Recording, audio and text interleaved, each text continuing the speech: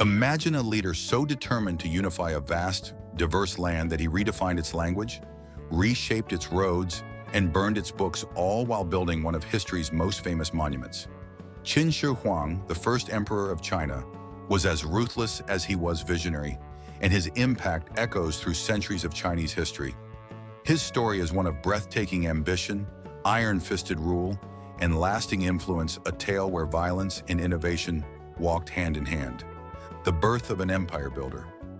Over 2,000 years ago, China was not a single nation, but a collection of feuding states, each with its own customs, calendars, languages, and even road designs. The level of difference among these states was as stark as the contrast between northern Scotland and southern Spain in Europe. Rather than converging into a single culture, they were drifting further apart.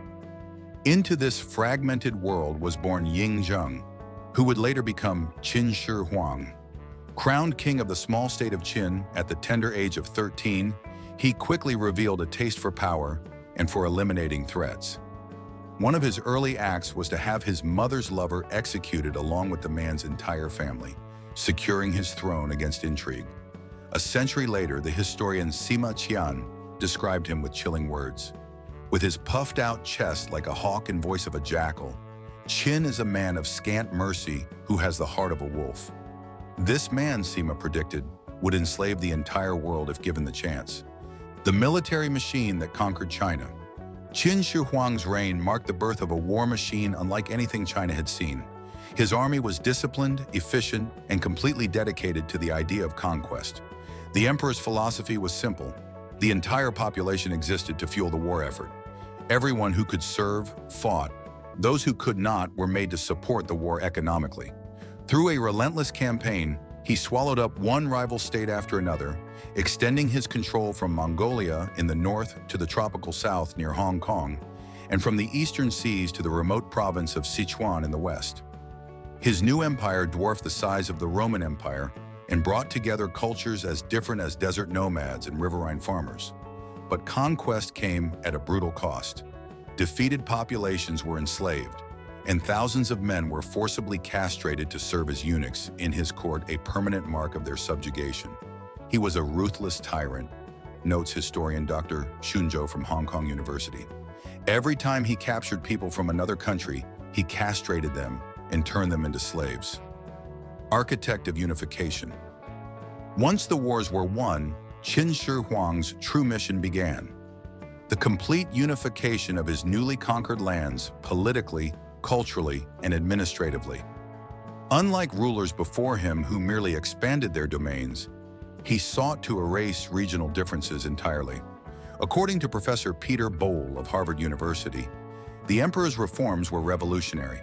Qin Shi Huang standardized writing across all regions, ensuring that communication became efficient and a shared national identity was forged, a legacy that endures even today. He also mandated uniform road widths, axle lengths for carts, and weights and measures, dramatically improving commerce and travel across his vast empire.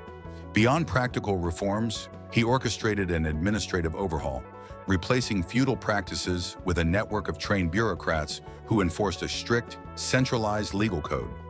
Symbolically, he traveled to sacred mountains, commissioning monumental stone inscriptions, or steles, to proclaim the unification of all under heaven, a bold assertion of total authority.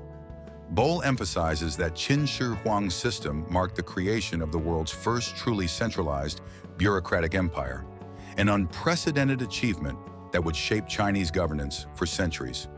The fear of the ink brush. Despite his sweeping reforms, Qin Shi Huang's deep paranoia darkened his legacy.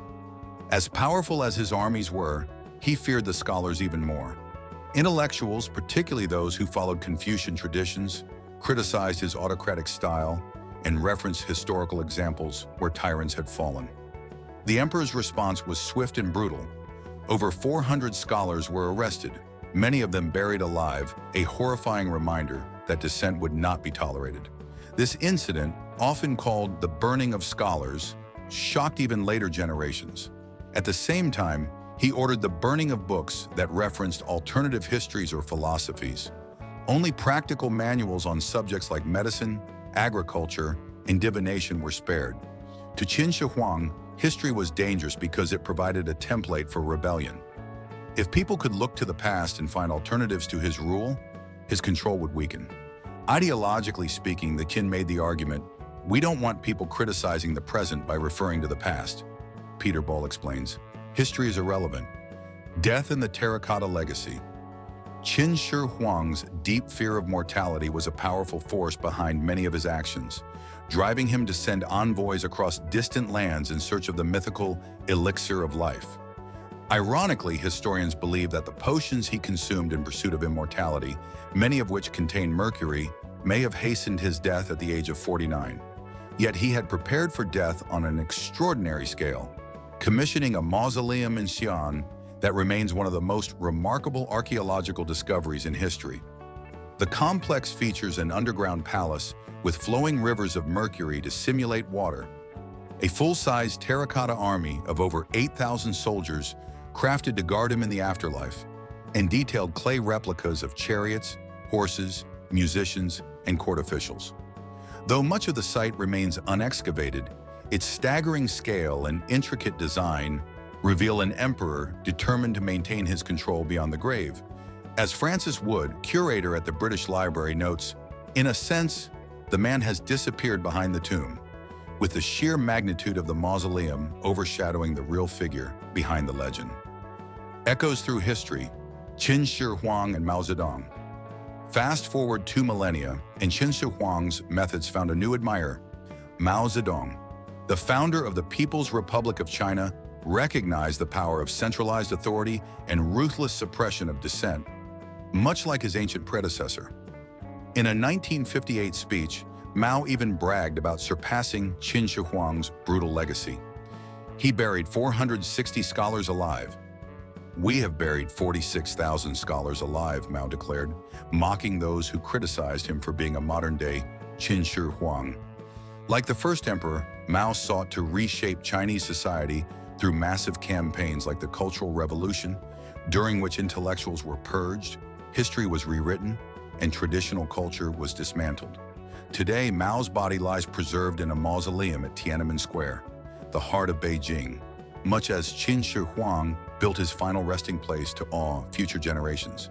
Yet Maoism as an ideology has faded from Chinese life, whereas the state Qin Shi Huang envisioned a unified China remains a reality. The idea that outlived the emperor. Ironically, Qin Shi Huang's dynasty crumbled within a few years of his death. His heavy-handed rule and massive public works projects, like the building of the Great Wall, had drained the state's resources and fueled popular resentment. Rebellions broke out, and the Qin dynasty fell. But the idea he created a unified China, governed by centralized laws, lived on. Every subsequent Chinese dynasty, from the Han to the Ming to the Qing, borrowed elements of Qin Shi Huang's system. His vision became the foundation of Chinese governance for 2 millennia. Today, Qin Shi Huang remains a towering figure in China's historical imagination. His terracotta soldiers draw millions of visitors, and his legacy sparks endless debates. Was he a visionary who saved China from endless civil wars? Or was he a bloodthirsty tyrant whose methods sowed as much suffering as they did unity? Perhaps the truth lies somewhere in between. Without Qin Shi Huang's iron hand, the China we know today might never have existed. Yet the cost of his ambition, measured in destroyed knowledge, ruined lives, and rivers of blood, is a chilling reminder that great achievements often come at a terrible price. And that brings us to the end of the incredible story of Qin Shi Huang, the emperor who built an empire, burned the books, and even tried to cheat death itself. If you found this journey through ancient China as fascinating as we did, don't forget to smash that like button and subscribe. Thanks for watching, and remember, history isn't just about the past. It's the key to understanding today. See you in the next video.